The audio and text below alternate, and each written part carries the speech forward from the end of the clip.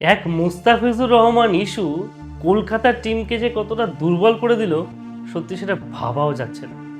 একবার ভেবেছেন যে মুস্তাফিজুর রহমানকে কেনা হলো কলকাতার টিমটাকে শক্তিশালী করার জন্য, ক্যামেরন গ্রিনকে এতগুলো টাকা দিয়ে কেনা হলো, এবং সেই মুস্তাফিজুর যখন বাদ হয়ে গেল তার জায়গায় ব্লেসিং মুজারবানিকে আনা হলো, কিন্তু তার বলে কোনো ধার দেখতে পাওয়া যাচ্ছে না।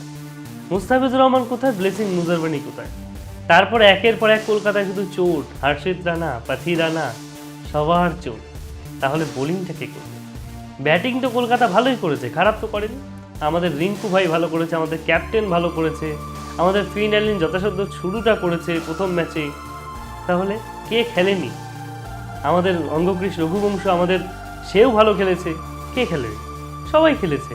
কিন্তু আমাদের বিরাট কোহলি, রোহিত শর্মা যেখানে আছে সেইখানের বিরুদ্ধে কি পারা যায়? বিরাট কোহলি নেই, রোহিত শর্মা আছে, রোকো জুটি, রো তো আছে। যাই হোক, সেই রো জুটি এবং রিকেলটন দুজনে মিলে যে কাঁপিয়ে দিল আর আমাদের এই আর কিছু করতে পারলো না, কিন্তু ওদের আর কাঁপিয়ে দিল। সত্যি সত্যি কথা বলতে ভাই কি বলবো, আমাদের কলকাতার বোলিং আজকে দেখে না দুঃখ হচ্ছিল। বরুণ চক্রবর্তী এত ভালো বোলার, সে কিচ্ছুটি করতে পারছে না। সুনীল নারিন এত ভালো বোলিং করে, কিচ্ছুটি করতে পারছে না। যে বোলিং করতে এসেছে সেই 10-এর উপরে 12-এর উপরে রান রেটটা।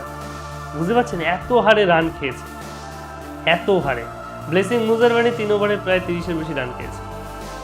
অনুকূল রায়কে লাস্টে বল করিয়েছে। ক্যামেরন গ্রিনকে তো বোলিংয়ে দিল না। হ্যাঁ, ওকে কি বোলিং করানোর জন্য নেওয়া হয়নি, শুধু ব্যাটিং করানোর জন্য? এবং ব্যাটে যদি বড় কিছু ইনিংস খেলে তাও মানা যায়, অল্প কটা রান করে আউট হয়ে গেছে। এটা কি? এটা কি কলকাতার কি শুধু, মানে কি বলবো, মানে শুধুমাত্র ব্যাটিংয়ের উপর ভরসা করে ম্যাচ যেতে যাবে না? বোলার দরকার, বোলার দরকার, বোলার বোলার বোলার কোথায়? তাহলে কি হবে খেলাটা? এই যে খেলাটা আজকে হলো, এই খেলাটা দেখে সত্যি খুব খারাপ লাগে কলকাতার সাপোর্টার হিসেবে। মুম্বাই জিতেছে, অবশ্যই আমাদের রোহিত শর্মা ভালো পারফরমেন্স করেছে, রিকেলটন ভালো পারফরমেন্স করেছে, তিলক বর্মা, সূর্যকুমার যাদব, হার্দিক পান্ডিয়া যে যখন এসছে নিজেদের মতো স্পট মেরে দেখিয়ে দিতে পারে আমরা খেলতে পারি। শুধুমাত্র কলকাতার ব্যাটিং লাইন আপ একদম শেষ অব্দি আছে এমনটা নয়, ওদেরও ব্যাটিং লাইন আপ শেষ অব্দি আছে। ঠিক আছে, যাই হোক, সবার খেলাই ভালো হচ্ছে এবং ভালো তো হবেই, এটা সাধারণ ব্যাপার।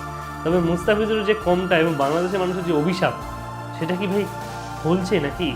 আদৌ কলকাতা ম্যাচ জিততে পারবে তো? প্রথম ম্যাচটা যেভাবে হারলো, এরকম বোলিং যদি প্রত্যেকটা ম্যাচে হয় তাহলে তো অবস্থা ভয়ানক হতে চলেছে। জানি না, প্রথম ম্যাচটা শুরু, আমাদেরকে তাকিয়ে সামনের দিকে তাকিয়ে চলতে হবে এবং হয়তো সামনের দিকে আরও ভালো পারফরমেন্স আসতে পারে, আশা করি। তবে কি বলবো, ভালো বোলার না থাকলে কখনো শুধুমাত্র রান দিয়ে ডিপেন্ড করা যায় না। তা সেটা দেখতে না, কার্তিক ত্যাগী একটা বাচ্চা ছেলে, আগেও বোলিং করেছে, প্রচুর রান খায়, আজকেও সেটাই খেয়েছে। কিন্তু আমার মনে হচ্ছিল এখানে রাচিন রবীন্দ্রকে দরকার ছিল, কেননা সুনীল নারিনের দিন কিন্তু শেষ হয়ে গেছে। তাই তার থেকে আমার মনে হয় রাচিন রবীন্দ্রকে অত্যন্ত জরুরি, প্রয়োজন। আপনাদের কি মনে হয়?